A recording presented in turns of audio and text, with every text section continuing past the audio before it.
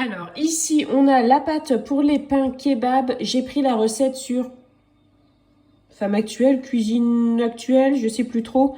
Mais la recette est pour 300 g de farine et moi, j'ai fait 500 g de farine.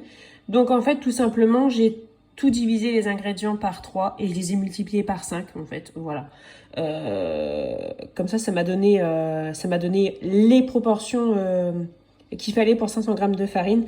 Donc j'ai mis 500 g de farine, 170 g d'eau. J'ai pas mis plus de yaourt, j'ai juste mis un yaourt nature. Du coup, j'ai rajouté un tout petit peu d'eau pour avoir la bonne consistance. J'ai mis la levure, une cuillère à café bombée. Moi, c'est de la levure sèche, que j'ai de la levure de boulanger sèche. Une cuillère à café de sel, une cuillère à café de sucre et une cuillère d'huile. Voilà, et donc ça donne ça. Je vais laisser reposer ça pendant 45 minutes. Bon, la pâte a bien levé. Hop, je vais la mettre sur mon plan de travail. Hop, je la dégaze un peu. Je l'avais déjà farinée. Je la dégaze et je vais la séparer en 4 morceaux. J'ai plus de coupe-pâte. Je ne sais pas où est passé mon coupe-pâte. Mais c'est pas grave. Je prends ce truc-là. Voilà. Je sépare en 4 à peu près.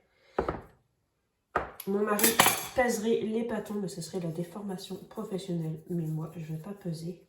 Je vais bouler grossièrement, pas trop serré. Sinon, je vais devoir attendre beaucoup pour pouvoir les étaler. Hop. Et voilà. Oui, donc clairement, on ne va pas avoir les mêmes tailles de pain, mais c'est pas grave parce que de toute façon, on n'a pas tous le même appétit. Et voilà. Voilà, donc là, j'ai fait 4 boules. Voilà. Je vais mettre un torchon propre dessus. Je vais laisser reposer pendant 10 minutes. Parce que, en fait, étant donné que je viens de travailler la pâte, je viens de la bouler, si jamais je veux l'étaler tout de suite, elle va s'étaler, mais elle va se rétracter, en fait. Et c'est pas ce qu'on cherche. Donc là, on laisse tranquille la pâte pendant une petite dizaine de minutes. Et si on voit qu'elle se rétracte, en fait, qu'elle est coriace, en fait, qu'elle se laisse pas étaler, on la laisse encore se reposer. Donc là, un torchon propre. Je suis en train de couper la viande en plus fine tranche que je peux. C'est encore congelé à cœur et c'est fait exprès en fait. C'est pour que je puisse couper le plus fin possible. Alors, petit rappel, qui ne fait pas de mal, c'est qu'on manipule toujours les aliments avec des mains très propres, avec des ustensiles très propres aussi. Donc là, je suis en train de faire comment moi ça me paraît cool à faire et comment ça me paraît pas trop cher à faire. Donc je me suis dit que oui, voilà, un filet de dinde coupé en fines tranches, assaisonné et revenu à la poêle, ça serait vraiment bien pour faire un kebab. Mais je ne suis pas en train de vous dire que c'est la recette ancestrale, que c'est comme ça qu'il faut faire. Peut-être que d'autres personnes le font différemment, mais voilà, c'est ça aussi qui est cool, c'est de voir les différentes façons dont on peut le faire. Moi, j'ai vraiment trop hâte de manger ça, de voir ce que ça donne. J'ai vraiment hâte. Même si ça commence à être long à couper la viande, là, ça commence vraiment à être long.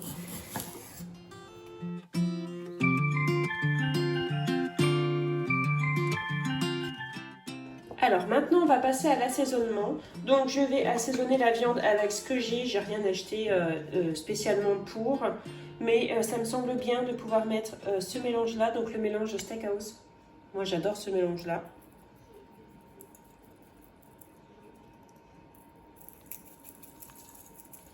Je vais y aller gaiement. Donc dedans c'est quoi? Dedans c'est oignons déshydratés, graines de moutarde jaune, graines de coriandre, piment, ail, gingembre, cumin, sel de mer, poivron, huile d'olive et laurier, origan. Donc c'est déjà quand même vraiment pas trop mal. Je vais remettre du paprika aussi.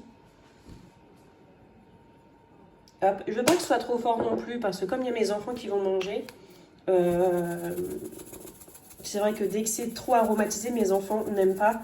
Et voilà, ici, je veux vraiment qu'il y en ait pour tout le monde, en fait. Je veux pas que ça plaise uniquement à une seule personne. Alors, je vais mettre aussi un petit peu d'huile. Donc, moi, c'est de l'huile de pépin de raisin que j'ai. Je n'ai plus d'huile d'olive à la maison. J'en ai pas racheté pour l'instant. Donc, je fais comme d'habitude. Je fais avec ce que j'ai. Voilà, je vais mélanger parce que en fait, je voudrais qu'il y ait de l'assaisonnement sur presque toutes les tranches. Et c'est la raison pour laquelle en fait, je n'ai pas cuit le bloc de dinde pour ensuite le couper. Parce que j'aurais pu faire ça aussi.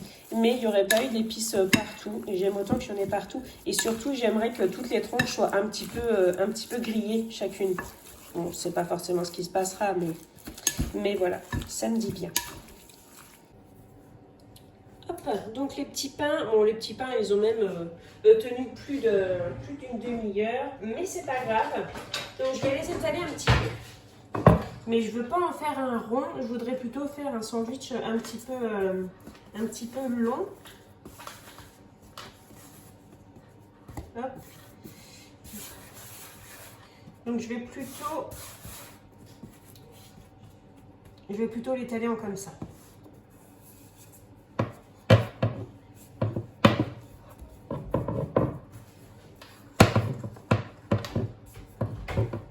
Et donc je vais faire ainsi pour les 4 pains. Donc il y a des pains plus petits. Et c'est normal. Donc voilà, je les laisse un petit peu épais, pas de trop non plus. Donc je peux tirer dessus, c'est pas bien grave. Voilà, les pains sont prêts pour l'instant, il n'y en a que 3 et il y en a un 4e qui arrive. Donc sur la recette, c'est marqué qu'il faut les badigeonner d'œufs battus. Mais moi j'ai mis de l'eau. Donc c'est Benoît, mon mari, qui va s'occuper des pommes de terre. Et moi, je vais m'occuper déjà de trancher l'oignon. Non, ça va. De trancher l'oignon en rondelles et les tomates. Comme ça, j'aurai tout prêt ici. Puis il n'y aura plus qu'à assembler. Et donc, les pains sont au four. Et la viande, je vais la faire cuire. Mais je vais la faire cuire en plusieurs fois de façon à ce que le maximum de morceaux soient bien dorés.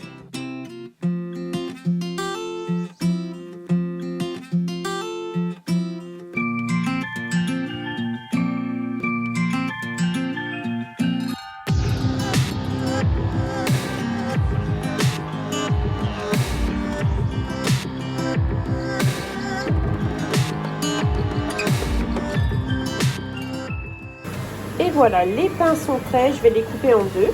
Et puis on va voir comment c'est à l'intérieur. Et je vais les passer dans le toaster pour faire un peu des traits, pour que ça passe joli. C'est une idée de Benoît et c'est une bonne idée. Ok, donc waouh, les pains, ils sont vraiment beaux. Alors attendez. Ah, tais-toi. Ils sont vraiment beaux. À l'intérieur, ils sont super beaux aussi. Parfait. Donc ça, je vais mettre ça dans le grill. Voilà, donc je le mets là-dedans pour que ça grille un petit peu sur le dessus, que ça fasse les traits. Et ensuite, je vais les garnir. Ça sent trop, franchement, ça sent trop bien. Donc voilà, la viande, ça donne ça. Donc je l'ai cuit en 2 fois. Mais vous voyez, si j'avais cuit le bloc en une seule fois, ben, j'aurais pas eu cet aspect-là de bien doré de chaque côté, les lamelles en fait. Et je voulais vraiment avoir ce résultat-là. Je l'ai. Et en plus, c'est pas sec du tout. J'ai goûté une tranche. D'ailleurs, je me suis brûlée tellement elle était chaude. Mais c'est tellement bon. C'est tellement bon. Et je suis sûre que ce serait même meilleur si je laissais, si j'avais laissé mariner par exemple pendant une nuit la viande. Mais j'y ai pas pensé. Et en fait, toute la journée, je me suis préparée à manger ça. Il était donc hors de question que j'attende demain en fait pour manger le kebab. Donc voilà, mais ça sera quand même trop bon. J'ai trop hâte.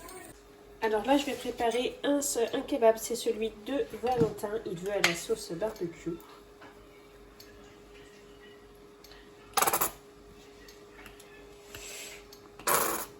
Le pain est tellement chaud. Et bien évidemment, c'est la fin de la bouteille de ketchup, ce qui nous offre des bruits tellement désagréables.